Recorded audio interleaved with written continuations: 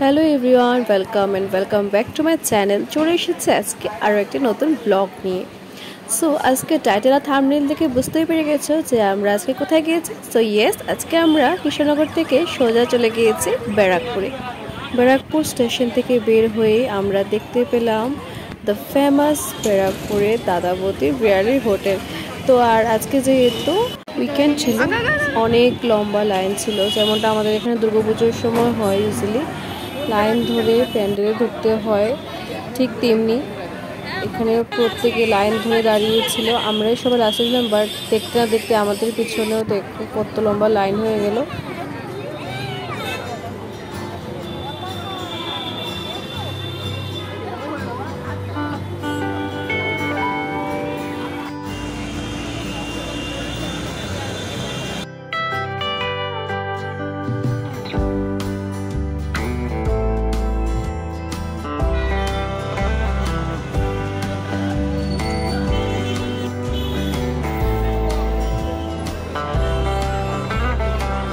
Finally আমরা দাদাবতী হোটেলের একদম সামনে, আর এখন আমরা এন্টার করব।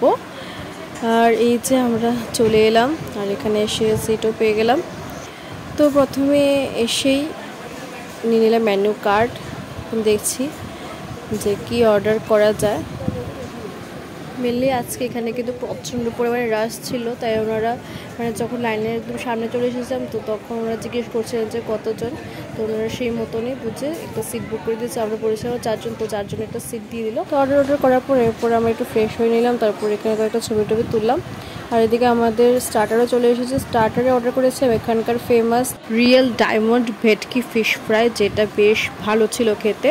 এরপর আমরা অর্ডার করেছিলাম রেশমি কালামি কাবাব, আর এর সাথে একটা দিয়েছিল হোয়াইট সস, তারপর গ্রিন সস দিয়েছিল। নামগুলো ঠিক আমি জানি না, বাট দুটোই বেশ ভালোই লাগছিল খেতে। তো প্রথমে বলেছিলাম যে আজকে উইকেন্ড থাকার কারণে এখানে লোকজনের পরিমাণটাও বেশিই ছিল।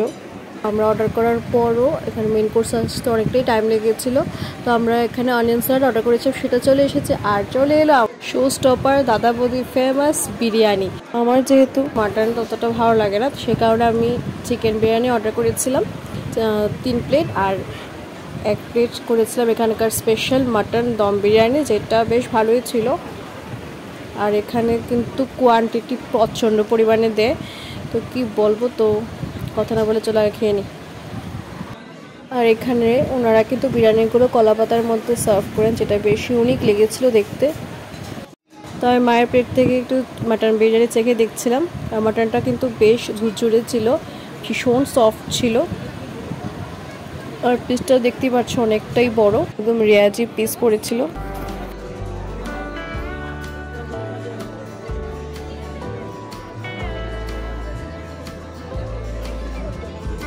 বিরিয়ানিতে আলু না হলে তো চলে না। দেখো কত বড় একটা ঢাসা আলু দিয়েছে, আর এটা ধরা মাত্রই এটা হাফ হয়ে গেছে, এতটা পরিমাণে সফট ছিল।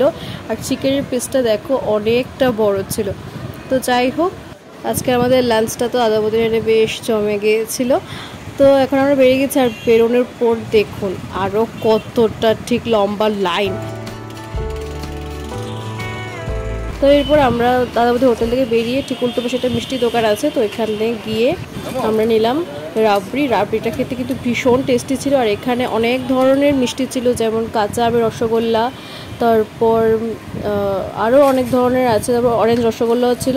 তো এখান থেকে অনেক ধরনের মিষ্টি প্যাক করে নিয়ে নিয়েছি, যেগুলো আমি হোটেলে গিয়ে আপনাদের দেখাবো। তো এখন আমরা চলে এসেছি ব্যারাকপুর স্টেশনে।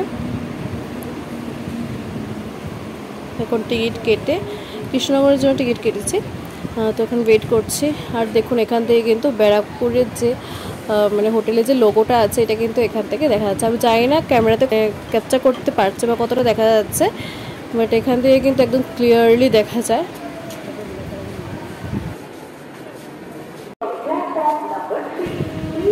এই যে বুঝছেন, বেশ একদম এখান থেকে বের হলি, স্টেশন থেকে বেরিয়েই ব্যারাকপুরের ফেমাস দাদাবতী বিরিয়ানি। তো আমরা এখন চলে এলাম কৃষ্ণনগর স্টেশন, এখানে এসে কিনলাম 1 কাপ মাটির ভাঁড়ের চা।